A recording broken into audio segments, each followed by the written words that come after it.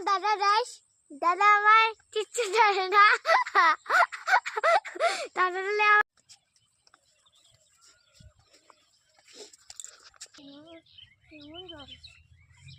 আলু গাছ আছে,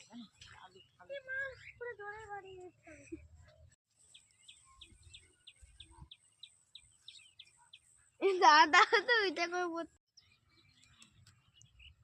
বড় রাইস। এ বল আমরা দুইটা আলু তুলছি আর তিনটা আমার মা তুলছে। একটা দেখেন আলুগুলো অনেক ভালো। আর এই হচ্ছে আমাদের ভুট্টা বাগান। আমরা ভুট্টা বাগানে যাই আলুগুলো তো ঢুকতে পারিস।